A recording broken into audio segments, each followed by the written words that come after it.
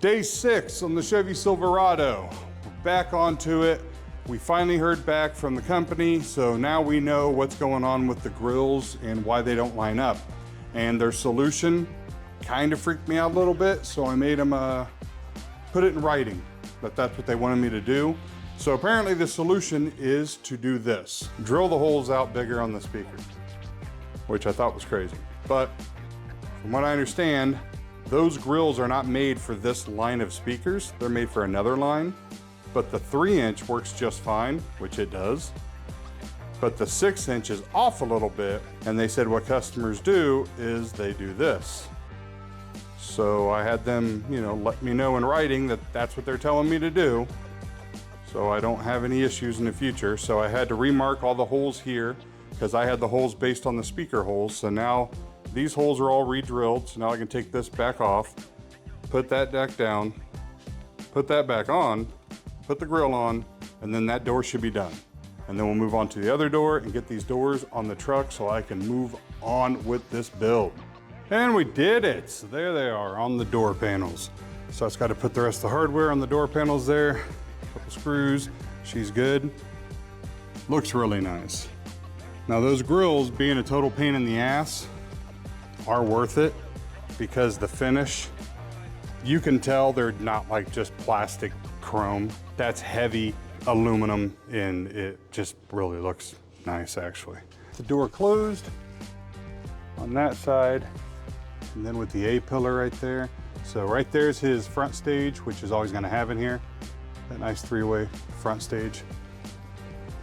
It's cool, so that's done. So let me go ahead and put the rest of the panels on here, the screws in, get that all taken care of. Then I'm gonna set the plastic cover back in here because the sub enclosure actually goes above that. Get that in here, mark off where it's gonna actually stop and end, and fabricate some brackets. Finally, some progress. I feel like I'm finally, you get to that point in an install where it just feels like it's stuck. Doors are all done, back together. I've got the clips on here, but I haven't snapped it yet.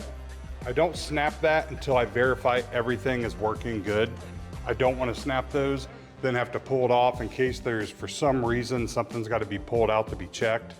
The clips, once you pull them out, they just lose so much tension. So I just leave that until the end, but they're all ready to be snapped in.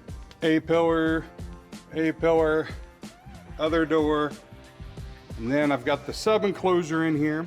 I needed to fabricate a bracket, so I made this bracket plate here that actually uses the screw down there for the jack.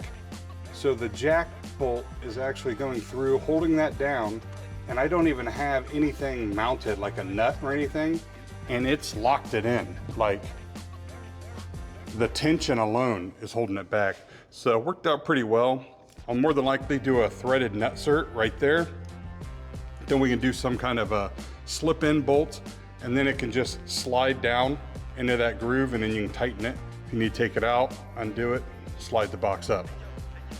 I've got the wiring just kind of taped up there with painter's tape so I won't mess up his tent, but I've got it up out of my way, so I've got the trim running in here.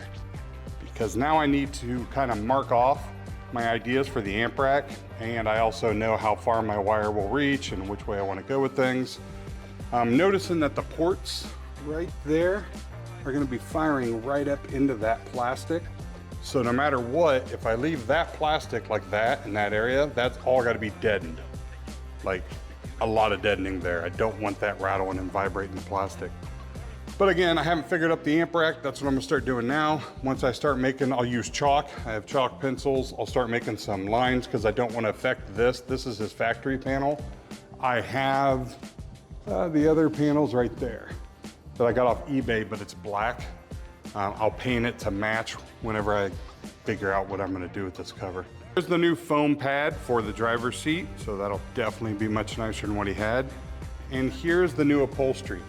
And I understand what they mean now when they said it was a different shade.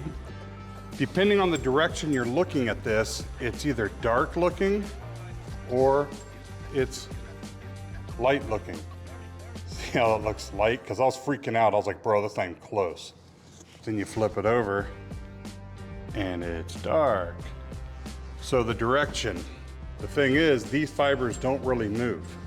They are what they are. The other ones, they did. So the factory, you could actually run your finger like suede and it would leave a line and fold over. So that's the difference. But the darker is what you're gonna see. I mean, you're not gonna see it in the lighter unless you stick your head to the front and look forward, which is gonna be impossible unless you're a contortionist.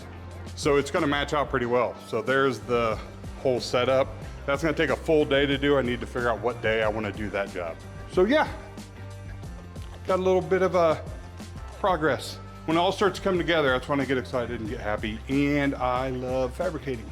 So now I get to design the amp rack, which means I get to go up in my loft and set up my new draft table, set up, and come up with an idea and design. Whew, it's starting to get cold. It's like 7 o'clock or so, so I think I'm gonna call it because it's really cold in here. It's just impossible to keep it heated.